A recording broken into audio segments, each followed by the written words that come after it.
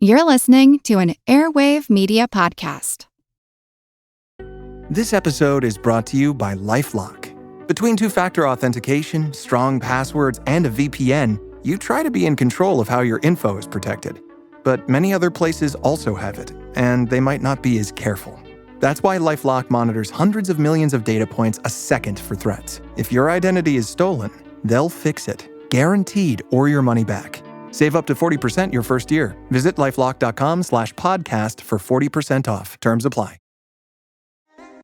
This episode is brought to you by Liquid IV. In heart-pumping moments, you need hydration that can keep up. That's where Liquid IV comes in. Scientifically formulated to quickly replenish electrolytes and fluids lost from your well-earned sweat session. Hydrate your favorite mode of movement with Liquid IV, made with triple the electrolytes of the leading sports drink, plus 8 vitamins and nutrients. Also available and sugar-free. Tear, pour, live more. Visit liquidiv.com to learn more.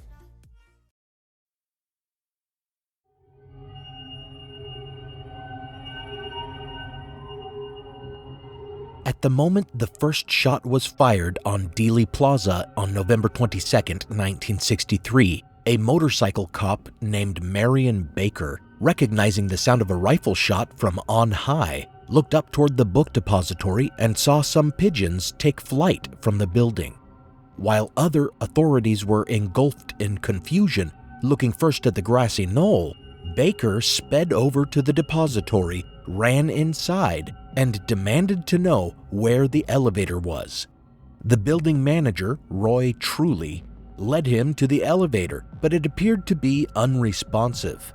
Truly afterward came to believe that Oswald had purposely left the elevator's grate open so that it could not be called back down. If this is the case, then it was poor planning. While it meant that authorities could not take the elevator to investigate his sniper's perch, it also meant they would have to take the very same stairs that he was taking. After firing his 3 shots, Oswald exited his sniper's nest between the stacks of books, rushed to the staircase, ditched the rifle, and began his descent. However, as he approached the second floor, he heard the sound of other footsteps on the stairs below and exited toward the nearby lunchroom. That was when Officer Baker, who had given up on the elevator and taken the stairs, saw him quote-unquote hurrying off and called out for him to stop, which Oswald did. Officer Baker, presuming that the presidential assassin must not be an employee at the depository, but rather someone who had gained entrance to the building for the sole purpose of taking a sniper position in its upper windows, asked the building manager with him if he recognized Oswald. Roy Truly answered that indeed Oswald was an employee, and Baker let him go. This left Oswald in a perfect position to establish the alibi he would later provide police, that he had been in a lunchroom at the time of the shooting. He bought a soda pop from the machine and lingered momentarily. If he had remained in the building, it certainly would lend some weight to the notion that he had been framed and knew nothing about the assassination, provided one ignores the physical evidence on the 6th floor and the witness testimony that shows his premeditation and planning of the murder. However, he did not stay in the building. Instead, he fled, and his flight is further strong evidence of his guilt.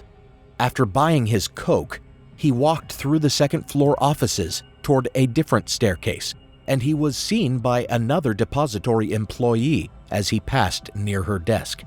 She said something about the president being shot, and he mumbled an indistinct reply. She found the encounter, quote-unquote, strange.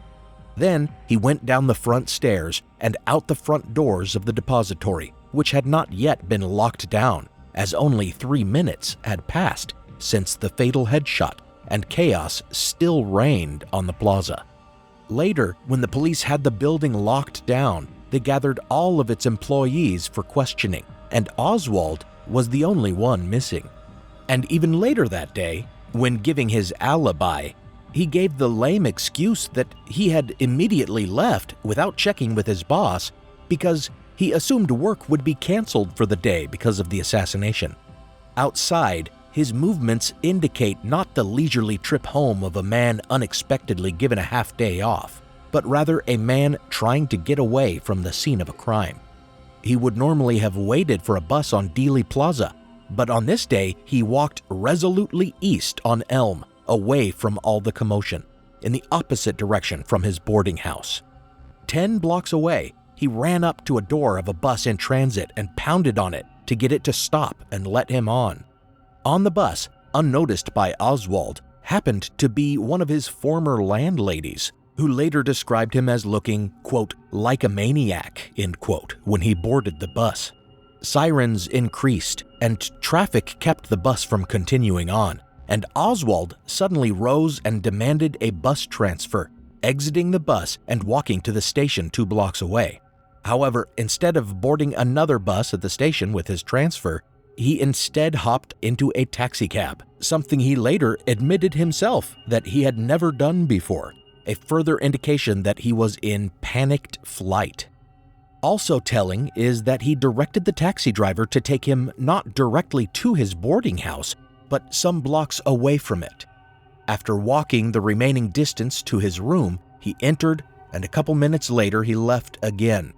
A housekeeper who saw him said he was, quote, in a hurry, end quote, and, quote, all but running, end quote. Though it was warm, he left with a jacket on, because he was carrying his revolver in the waist of his pants. This is Historical Blindness. I'm Nathaniel Lloyd. It may seem like this story is told and the case is made, but conspiracy writers have so beaten this dead horse over the years that I must perform as thorough an equine necropsy as I can. Thank you for joining me for the conclusion of Oswald and the JFK assassination, Part 4, The Vigilante. Before we continue, I want to thank my newest patrons, Karen, Amanda, Simone, and Chris, and a generous new partner patron, Logan. Also, further thanks to Gauta for their contribution on PayPal, and once again to Jonathan for another generous donation on Venmo. I really appreciate all this patron support.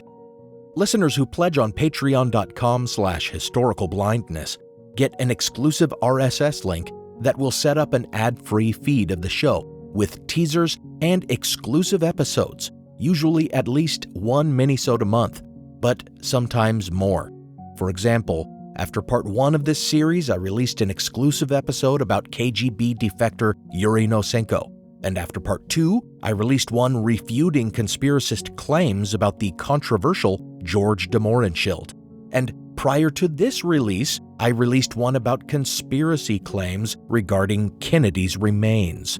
So before thinking I've overlooked something, you may want to pledge support to hear everything I address in this series. Patron feeds also get episodes early, and their episodes are not interrupted by advertisements, which means you also don't hear this Patreon pitch. So visit patreon.com/historicalblindness and support the show. Or you can support the show by making a one-time donation at historicalblindness.com/donate, or at the PayPal link in the show notes, or on Venmo at Historical Blindness. Now, on with the episode.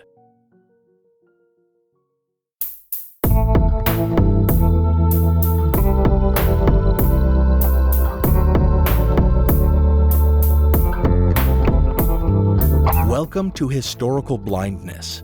In this final installment of the series, I want to tell Oswald's story to the end, which means also telling Jack Ruby's story.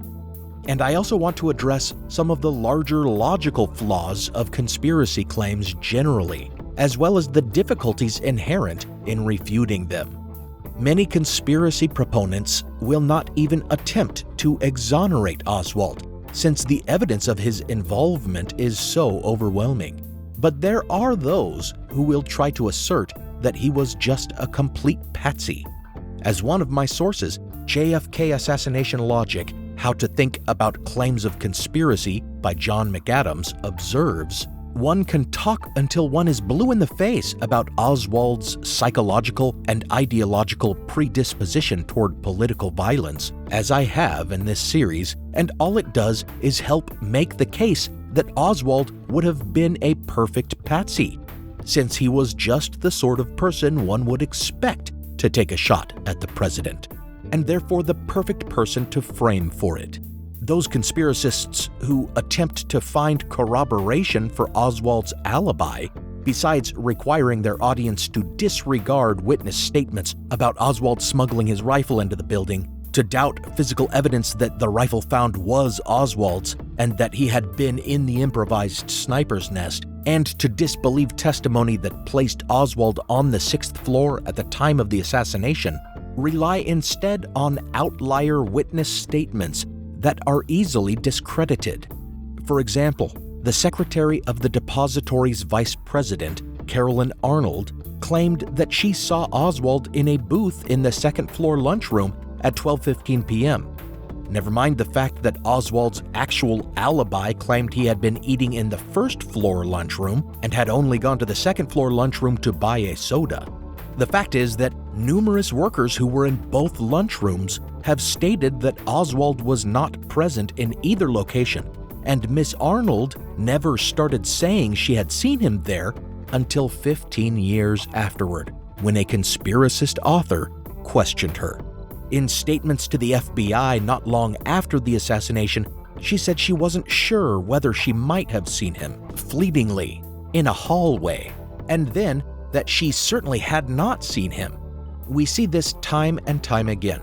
Conspiracy speculators get a witness alone in a room and somehow, magically, get them to remember entirely different details years after the fact.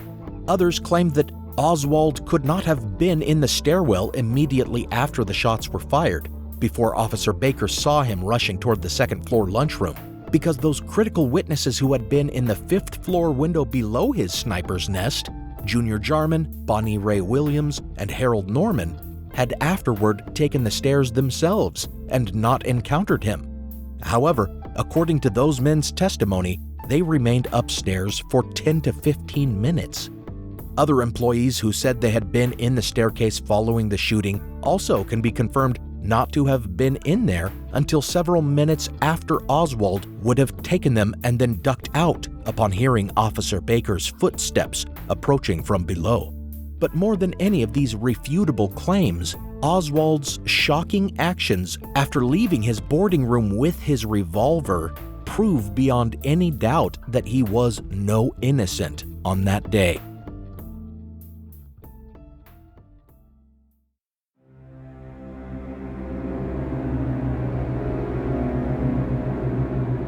The armed Oswald waited at a bus stop, but seeing no buses, he got impatient and started walking.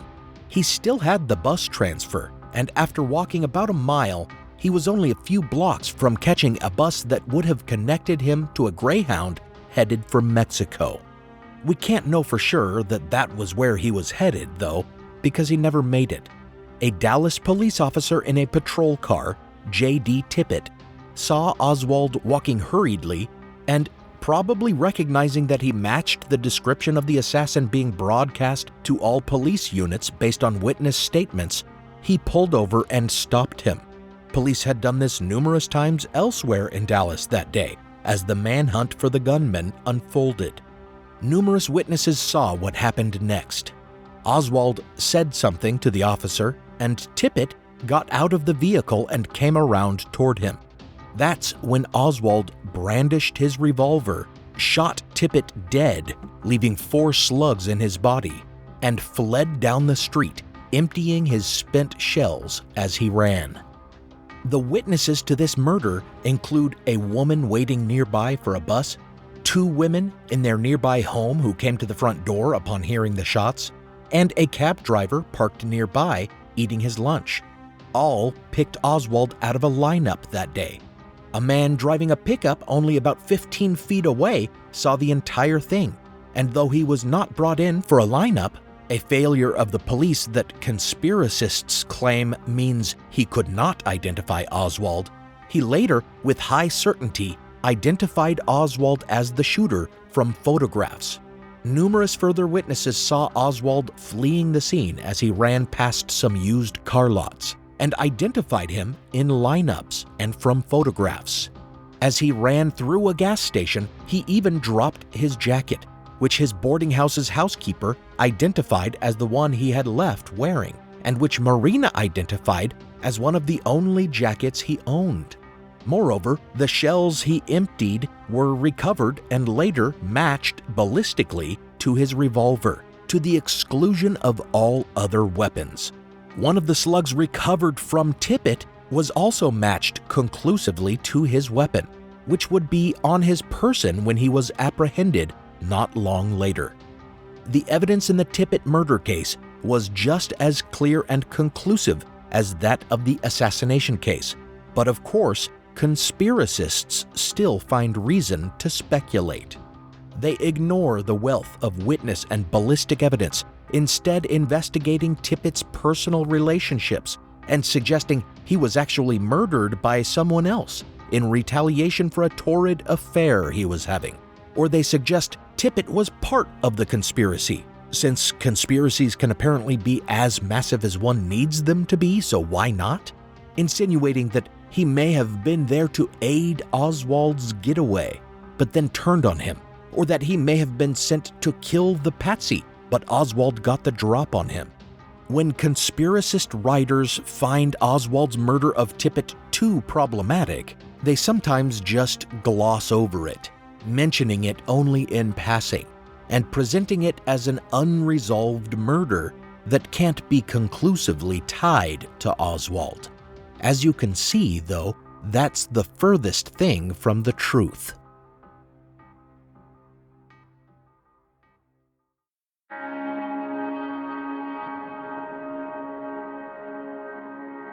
Still fleeing from the scene of the Tippit murder, Oswald entered a shoe store. Sirens were in the air, and the shoe store manager saw Oswald enter the lobby of his store, looking scared and staring out at the street.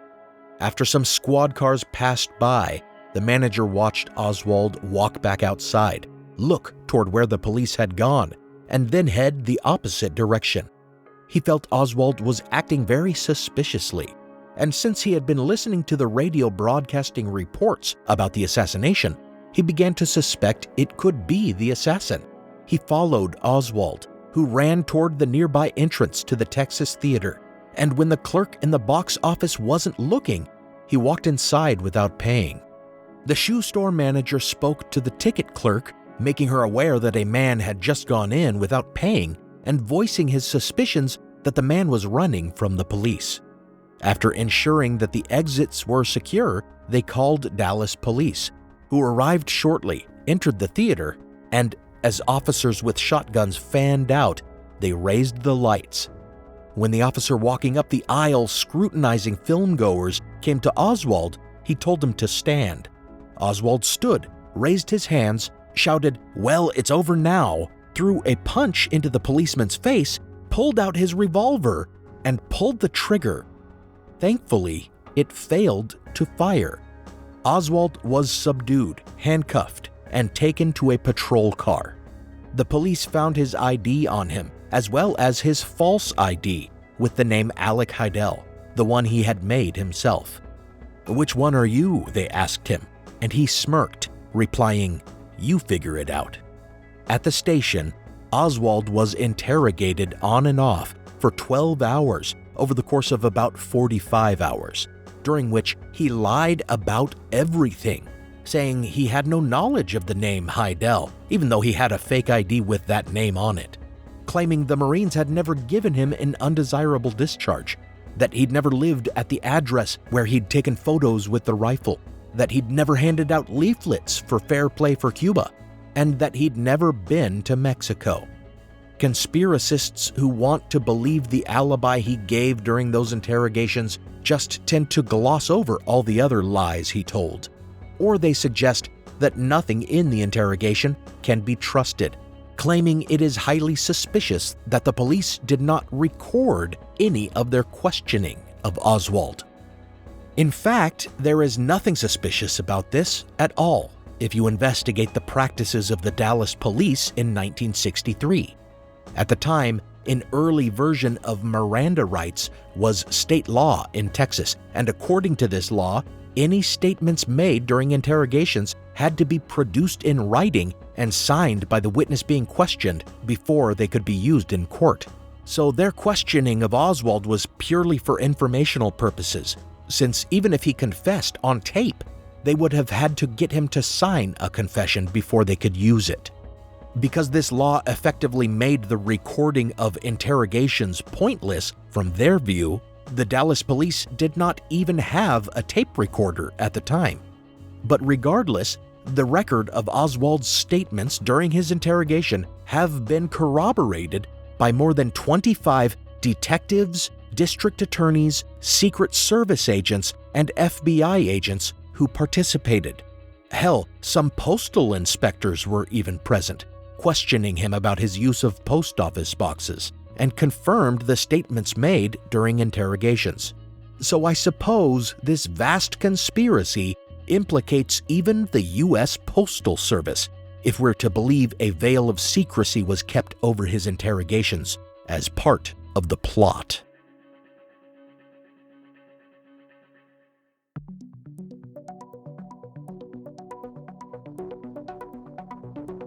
The Dallas police were somewhat overwhelmed by the press during the weekend they had Oswald in custody.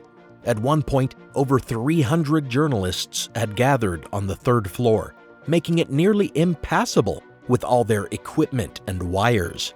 The police were walking a tightrope between ensuring security and granting press access to the biggest story in history. When it came time to transfer Oswald, they weren't sure how to manage it.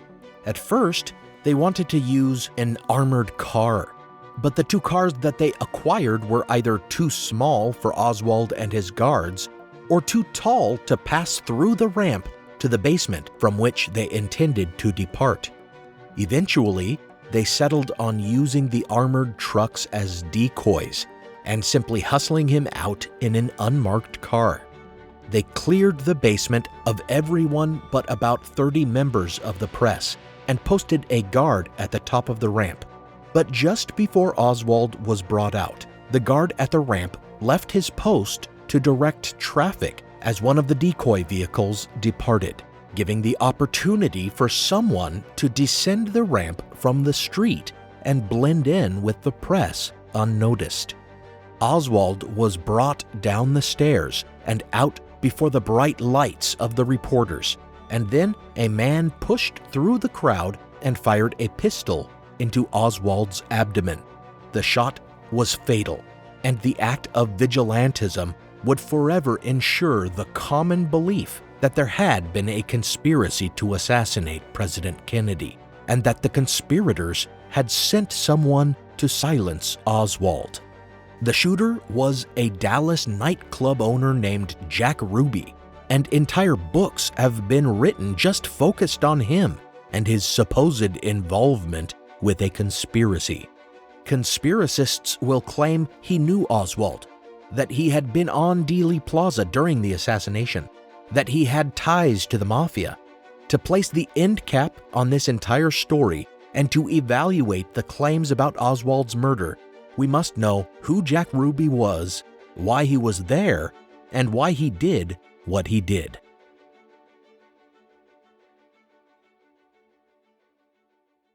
Now for a brief intermission.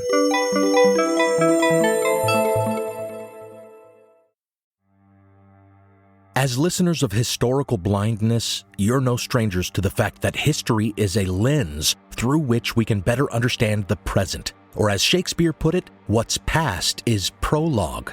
History is the indispensable context without which we cannot hope to truly understand current events. You understand that, and so do the creators of the American Scandal podcast.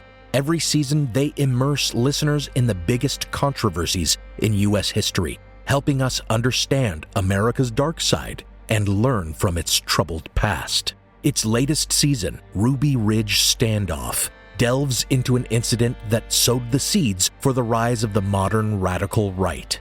it transports you to 1992, where in a remote corner of Idaho, federal law enforcement surround a small cabin. They've come for Randy Weaver, a survivalist who took his family to the mountains in anticipation of the apocalypse. A simple weapons charge brought the agents here, but the situation is about to explode into a deadly and tragic standoff that will later become a rallying cry for far-right extremists, fueling distrust and violent anti-government sentiment for decades. Follow American Scandal on the Wondery app or wherever you get your podcasts. You can binge all episodes of American Scandal's Ruby Ridge Standoff early and ad-free right now on Wondery Plus. Every summer, I'm careful to avoid getting burned. My summer plans always include applying sunscreen so I can attend barbecues and protests without worrying about getting scorched. And when I make my plans by making phone calls, I also don't want to get burned by an outrageous wireless bill. That's why I switched to a Mint Mobile plan and saved enough to take a summer vacation. With Mint, I found no difference in speed or coverage, just a big difference in cost. And right now, you can switch to a Mint wireless plan like me to avoid sweating those surprise charges and overages. You'll just be chillin' with Mint's offer of 3 months premium service on the nation's largest 5G network for just $15 a month. With high-speed data and unlimited talk and text, it might just be the coolest thing happening this summer. This year, skip breaking a sweat and breaking the bank. Get this new customer offer and your 3-month unlimited wireless plan for just $15 a month at mintmobile.com/blindness. That's mintmobile.com/blindness. Upfront payment of $45 required, equivalent to $15 a month. Limited time new customer offer for first 3 months only. Speeds may slow above 35 gigabytes on unlimited plan. Taxes and fees extra. See Mint Mobile for details. Your burger is served, and this is our finest Pepsi Zero Sugar. Its sweet profile perfectly balances the savory notes of your burger. That is one perfect combination. Burgers deserve Pepsi. Now, back to the show.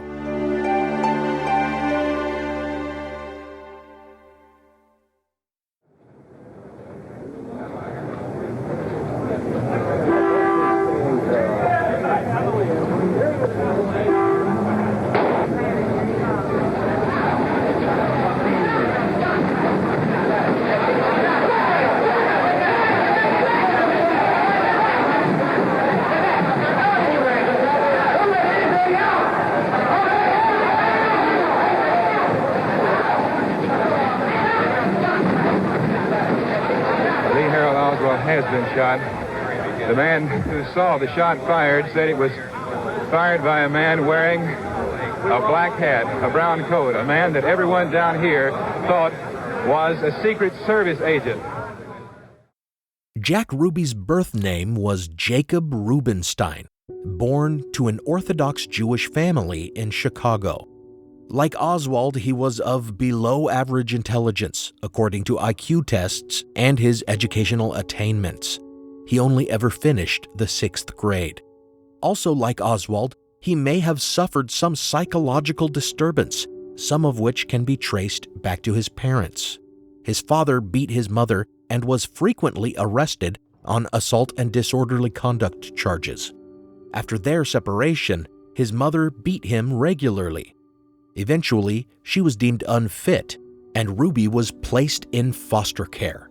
She would later be committed to a mental institution. Whether inherited from his father or instilled in him by years of abuse at the hands of his mother, Ruby developed a problematic temper and violent tendencies, earning a reputation as a street fighter in his youth.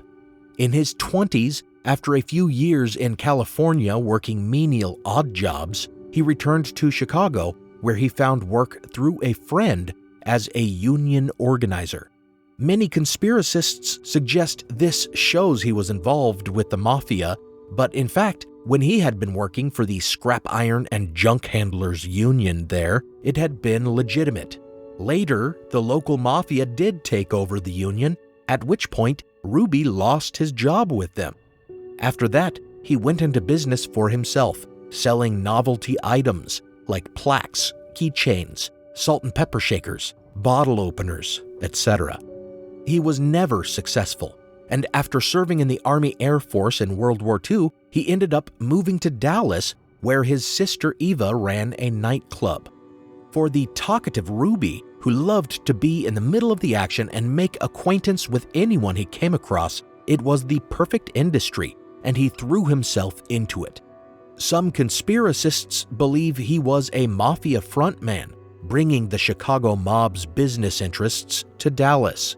But in truth, he was never solvent. By 1963, he was running 2 nightclubs with his sister, but over the years, he had been involved with 6 and lost money on all of them. FBI investigators who were intimately familiar with all aspects of organized crime in Chicago actually questioned informants after the assassination, both low-level and high-ranking, and none even knew who Ruby was. Some Dallas Mafia figures sometimes attended his clubs and knew Ruby, but so did a great many police officers. In fact, one Dallas Mafia figure actually visited Ruby in jail after his murder of Oswald, which actually seems to prove that the Dallas Mafia had nothing to do with Oswald's murder, as a Mafia leader would not go and visit one of his hitmen in jail after they were caught. Finally, some of Ruby's business dealings prove he had no ties to the Mafia. During the years leading up to the assassination, he was having problems with a strippers union, the AGVA, which was itself involved with the Mafia. So the clearest link between him and the Mafia puts him at odds with them. Finally, those who knew Ruby best insist that the Mafia would never have wanted anything to do with him because he was a snitch, always ingratiating himself with the Dallas police, inviting them to his clubs, and running his mouth in conversations with them. Understanding the aspect of Ruby's character that drove him to befriend police officers is important to understanding why he was there at the police station, likely having walked down the ramp just as the officer posted there had left it unguarded. After he shot Oswald, he said, quote, "I am Jack Ruby, you all know me," end quote. And it was true. Most did know him. In fact, he had been in and out of the police station over and over since Oswald's capture, drawn to the center of this historic moment and trying to make himself useful to those who were present, whether they be policemen or reporters. Again, like Oswald, he seemed to relish any attention. For years, he would loiter around police stations and newspaper offices, offering to help these professionals and inviting them to his clubs for free drinks. Many thought him a quote-unquote kook, a creep, or a psycho, while others viewed him as a colorful character, which seems to be how he viewed himself as well. In addition to his efforts to befriend police officers by offering information about petty crime, he frequently gave tips to newspapers, and their description of him gives a clear sense of his activities. Quote, "He is just a guy that calls on the phone and he knows everybody in town," end quote, according to a newsman who took his tips. There is some sense that he actually thought, in his simple way, that he was an amateur reporter. That is certainly one of the ways that he gained entrance to the police station during the weekend that Oswald was being interrogated. And according to those who observed his activity in the station, he was just being his awkwardly amiable self, inviting people to his club, attempting to help people where he could, and chatting with people about his hatred for the quote-unquote lousy commie who had murdered his president. Those who knew him afterward described his tendency to seek publicity and be attracted to centers of important activity. Quote, "He was a known goer to events," end quote, said Seth Cantor, a member of the press corps who saw Ruby on the day of the assassination hanging around Parkland Hospital, where Kennedy had been taken and thought it was, quote, perfectly normal to see Jack Ruby standing there, end quote. Another reporter who knew Ruby told a researcher, quote, if there was one Ruby trait that stands out, it is that he had to be where the action was. He was like horse shit all over the place, end quote. This perfectly describes his activity between the assassination and his murder of Oswald. After learning of the assassination, and by all accounts being severely shocked and dismayed about it, it appears he may have driven directly to Parkland Hospital, and later that evening, on 2 separate occasions, he managed to get onto the 3rd floor of police headquarters, even standing outside the room where Oswald was being questioned, and at one point trying to enter, but being stopped by police. The next day, Saturday afternoon, he was again seen wandering around among the press and police, handing out passes to his nightclub. To many, this appears to be a concerted effort to infiltrate the police department, but most there knew him, and he was introducing himself to those who didn't, and it simply makes no sense for Ruby to have been part of a long-standing plot to kill the president's assassin or the patsy taking the blame for it. Since if Oswald's capture had gone any differently, if he had been arrested by state troopers or the FBI or anyone but the Dallas police, Ruby would not have been able to get so close to him. Also, if Ruby had been tasked with murdering Oswald and intended to do so despite his own certain capture, he had an opportunity to do so on the night of the assassination, when Oswald was led past him, passing just a couple feet from him. It appears, based on a lump in his jacket visible in photos of him that day, that he was likely carrying his pistol the entire time. Ruby later denied carrying his pistol and also denied his frequent presence within the police station that weekend, but witnesses and photographs refute him, and he was probably lying because he intended to fight the charge of premeditation in court, and all this seems to show he was stalking Oswald. But was he?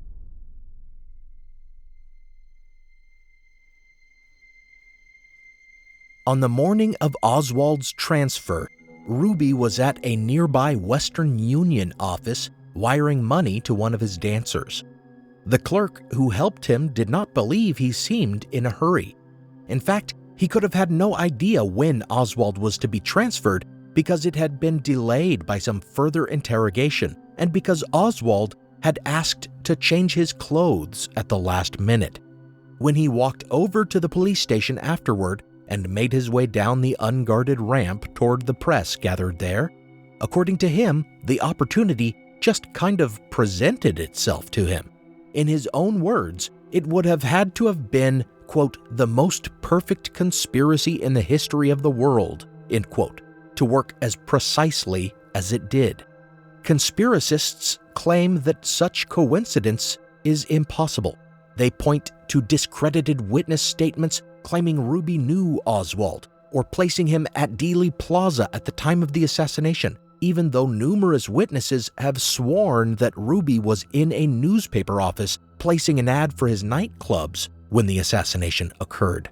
Whether or not it was a premeditated or a spontaneous act, his true motives are clear. Witness after witness describe his terrible dismay and grief at having learned of Kennedy's assassination. During his visits to Parkland and the police station, it was all he could talk about. He was openly crying throughout the weekend, despite reportedly not being the type of person to cry in public. Between his visits to the police station, he was at his nightclub, which he decided to close indefinitely, despite his dire financial situation, out of respect for the president and his family. And his employees said that he was inconsolable and incoherent in his anger and depression.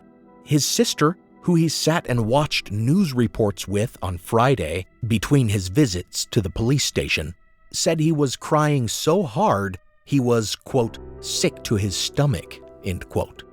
She described him as, quote, a broken man, and quoted him as saying, quote, I never felt so bad in my life, even when Ma and Pa died.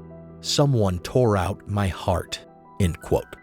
In numerous conversations that weekend, people spoke about how someone ought to take Oswald out, and it has further been stated that Ruby was highly suggestible. After killing Oswald, when people asked why he had done it, he said, quote, "Well, you guys couldn't do it, someone had to do it," end quote. And finally, his sister further described his great sadness upon reading a newspaper that said the First Lady may have to return to Dallas to attend Oswald's trial. Many statements by Ruby suggest he thought he would be treated as a hero and felt persecuted when he was afterward not released from jail and instead tried for murder. So, was there premeditation? Had he been hanging around the police station hoping to take Oswald out? Or did all these feelings and motivations just overwhelm him in that moment when he saw Oswald and his temper flared when, according to what Ruby's brother Earl claimed Ruby told him, quote, "There was a smirk on his face and he thought, 'Why, you little SOB,' end quote." Regardless of what the truth may be about premeditation, what seems apparent is that it was a classic case of vigilantism.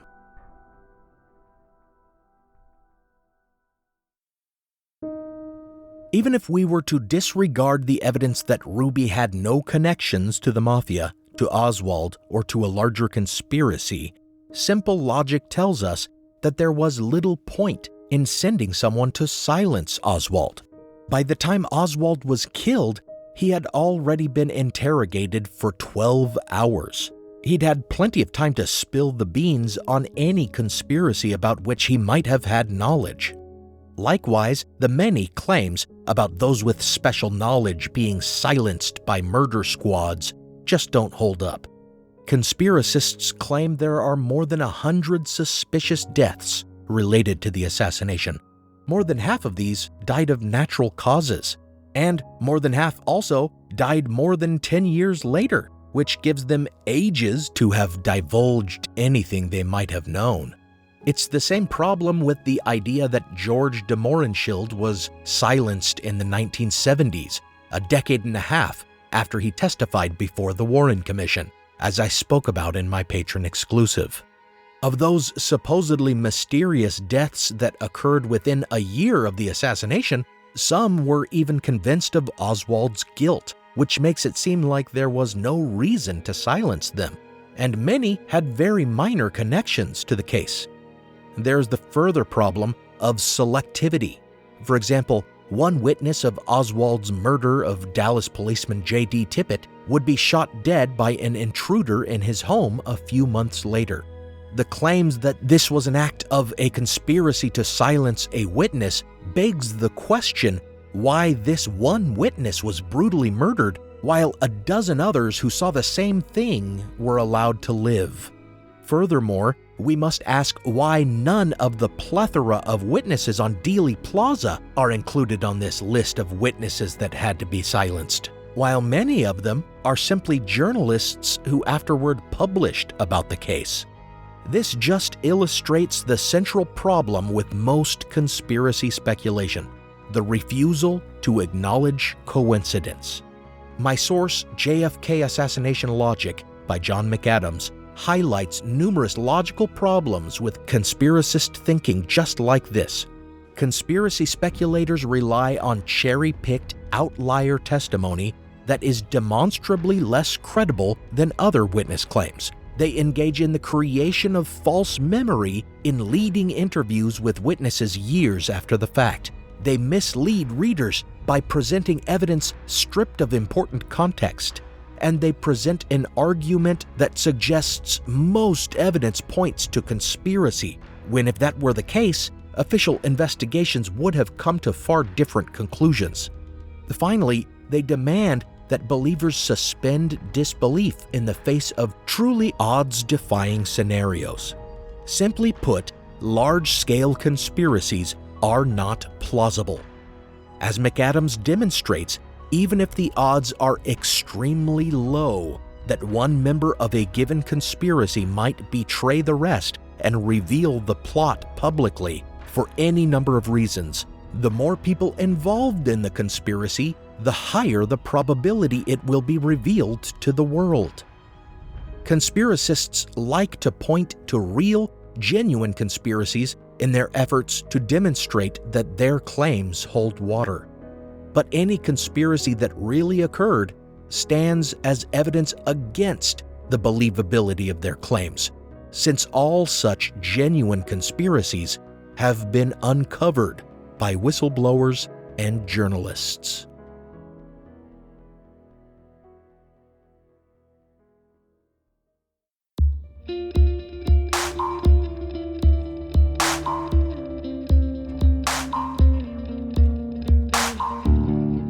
After the release of the first part of this series, I was accused of playing down the events surrounding the JFK assassination, of taking a nothing to see here point of view.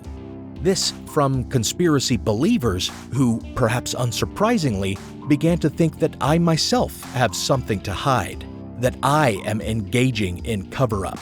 I'd like to conclude this series by addressing this. Of course, I'm not saying there is, quote-unquote, nothing to see here. This is the longest series I have ever produced on one topic for this podcast. There is a ton to see here. I'm saying that what there is to see here is far different from what many have been led to believe. And far from suggesting that the Dallas police and the FBI have done nothing to contribute to this confusion, they have given the public real reason to be suspicious of them. For example, the night after the assassination, while Oswald was being questioned and Jack Ruby was slapping backs around police headquarters, an assistant district attorney leaked to the press that they intended to indict Oswald for killing Kennedy, quote, in furtherance of a communist conspiracy, end quote. Later, he invented another story to anonymously provide the press, that Oswald was an FBI informant. In explanation, the attorney, Bill Alexander, explained that he, quote, never much liked the Federals, end quote, and put out the phony stories to keep them occupied. It's things just like this that have led to many thinking massive conspiracy is more likely than any mundane explanation, and distrusting authorities who insist the opposite. Then there is the FBI, who appear to have genuinely engaged in a cover-up after Oswald's capture.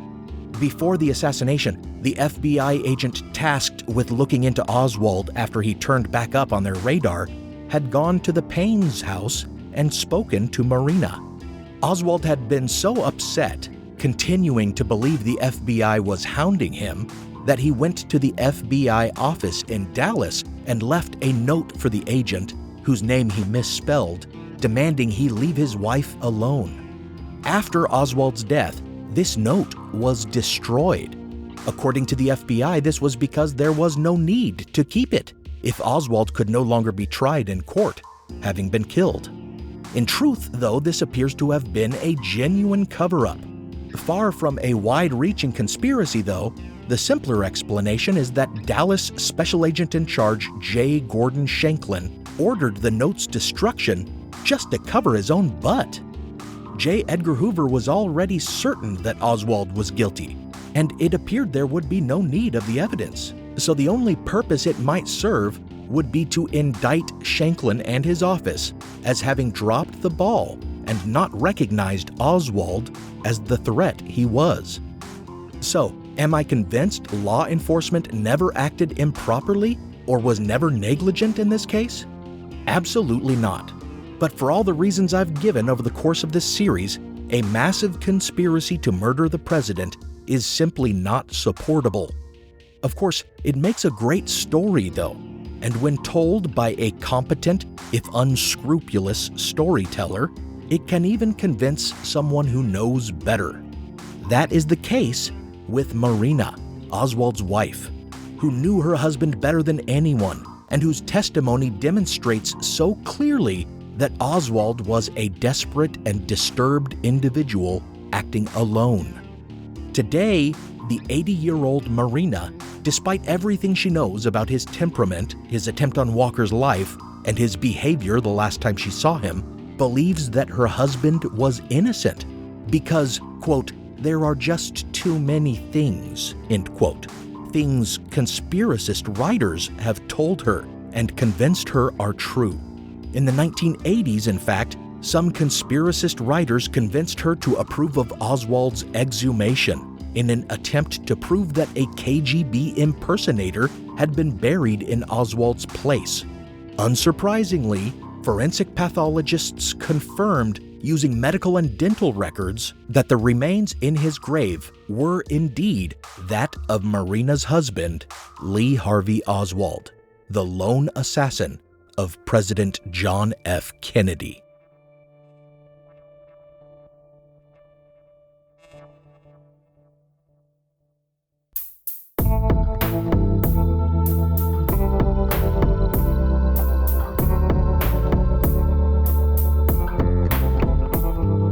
Thanks for listening to Historical Blindness.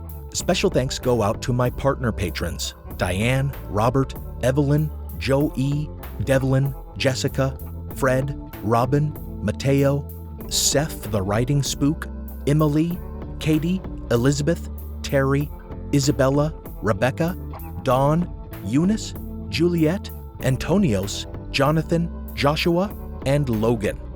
Considering that conspiracists seem to believe I am engaged in some plot to cover up the truth, I suppose this means you are implicated as well in this far-reaching conspiracy. Some music on this episode is copyright Alex Kish.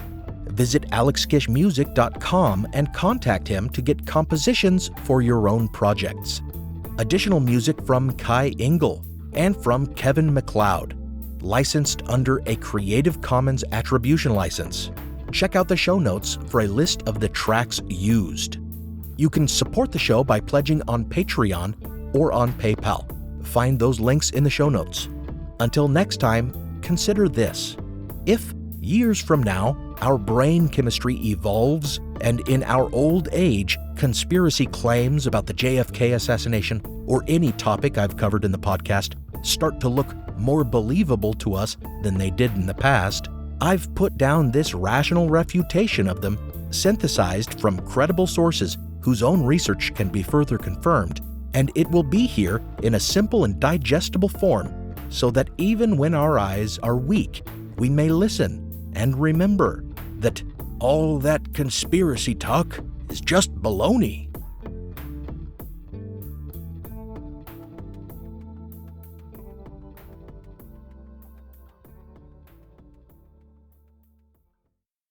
What does Sputnik have to do with student loans? How did a set of trembling hands end the Soviet Union? How did inflation kill moon bases? And how did a former president decide to run for a second non-consecutive term? These are among the topics we deal with on the My History Can Beat Up Your Politics podcast. We tell stories of history that relate to today's news events. Give a listen. My History Can Beat Up Your Politics, wherever you get podcasts. History isn't black and white, yet too often it's presented as such. Grey History, the French Revolution, is a long-form history podcast dedicated to exploring the ambiguities and nuances of the past. From a revolution of hope and liberty to the infamous Reign of Terror, you can't understand the modern world without understanding the French Revolution. So search for the French Revolution today.